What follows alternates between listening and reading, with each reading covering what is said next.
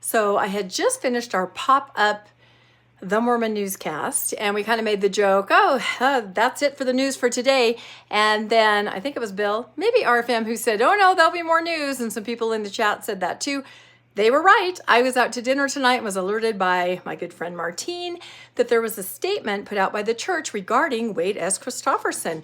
I looked for the statement because she wasn't specific about where it was.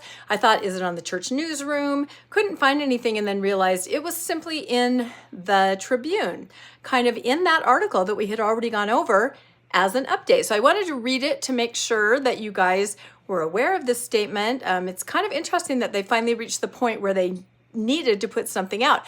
And I confirmed with a reporter there at the Tribune that it only was put out in the Tribune.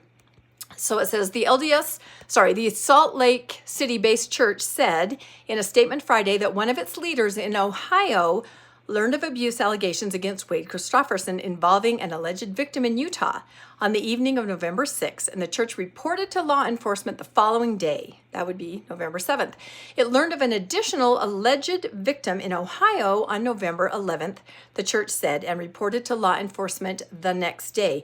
Child abuse is inexcusable, the statement reads. The Church of Jesus Christ of Latter-day Saints is committed to preventing, reporting, and addressing abuse. Leaders and members are directed to stop abuse, support victims, including with professional help, and follow all reporting laws. The church urges that all abuse be reported to authorities. I think this is kind of a textbook kind of part of the statement. The statement continues, the church is cooperating fully with the authorities in this ongoing investigation. We love and are most concerned for the victims and are offering support. So that's the statement, and it's just kind of within the body of the article in the Salt Lake Tribune. Now, interestingly, in the DOJ report, which says, when the charges were learned of, it says that law enforcement became aware of these charges on November 12th. So that kind of tracks with the second part of the first paragraph, but I don't know about reporting on November 7th. I don't know, it doesn't seem like anybody went and investigated or checked anything out on the 7th. It wasn't until the 12th. So I'm not sure how that tracks. We'll have to look into that further.